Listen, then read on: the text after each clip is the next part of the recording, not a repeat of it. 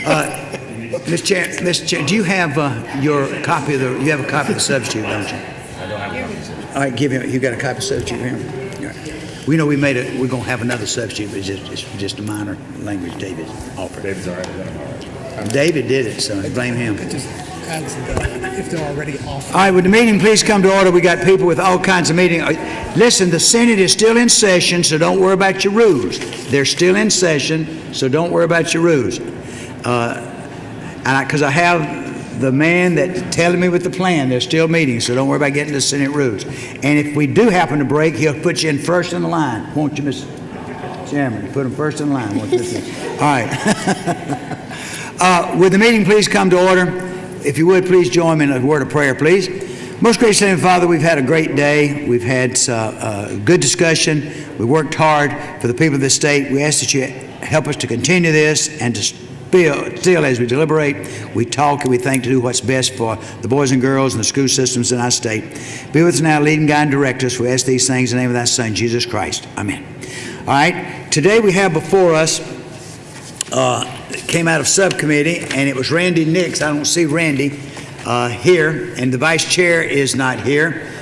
So my vice chair here is on that committee, so I'll ask Representative Cassis to tell us what the results of that committee meeting was and what the recommendations are and what we have planned for today. So what's your number? 86. Number what? 86. 86. I have a hard time with this one. All right, good. Mr. Chairman, the subcommittee on academic support gave a due pass to Senate Bill 34, and we're also offering a substitute for consideration for the full committee, just a minor language change that we needed to add, and that's where we are. Could you tell us, please, Mr. Chair, what number of the substitute we'll be working from? We'll be working off LC 334768S. LC 334768S. That's the new one. Is that right? Okay. Okay. Okay. David has my folder. I have his. That's why we not together. Okay. So at this time, I will call on the senator. So, Senator, if you would please present your bill to the federal committee, and we appreciate you being here with us. Thank you, Mr. Chairman. I really appreciate you making it over. We're all very busy today. I'll try to make this. What number is that? That's number 90, I think. Let me get you turned on here. You're on. All right. Can you hear me now? Yes, sir.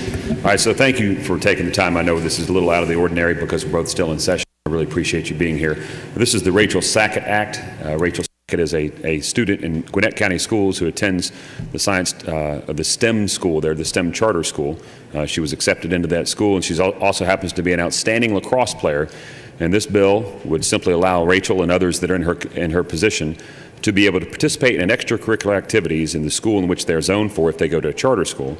If they're in a public non-charter school, they could attend extracurricular activities at the charter school with the approval of the principal either way. So the best way to look at this is kind of a two-way street. And again, we clarified through the substitute, which I also support, that we're only talking about activities that are not offered at your school. So in those rare instances where there is an activity that your school doesn't have, you can go participate as long as the principal of the school to which you're applying would allow you to do so. And that's all the bill does, Mr. Chairman.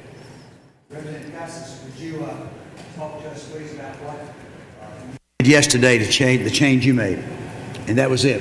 That was it. All right, that was it. So everything's fine. Are there any questions from any committee members? Any questions from committee members? We had quite a lengthy discussion on this bill yesterday. So, all right, Representative Morgan. Thank you, Mr. Chairman. Thank you, Mr. Leader, right? For you, it's Chip. Thank you, Chip. While you were talking, it just dawned on me. So this young lady goes to the charter school that Gwinnett County created. Correct. This is not a startup charter outside of the district. help me understand, what is the problem that the district, or how did this come about that they are against the student participating in sports? Well, they're actually not. In fact, the coach at the school that she would attend, where her brother attends, he kind of started this process by writing a letter urging us to change the law so that she could go there and play lacrosse at the school that she's zoned for. Okay. But state law, of course, prohibits you from participating in an extracurricular activity if you're at one public school in another public school. But of course, Gotcha. now that the lines are kind of different with charter schools, we want this to be a two-way street, because there may be a charter school who comes up with a new extracurricular activity that the local public school doesn't have, and that would afford those students to participate as well.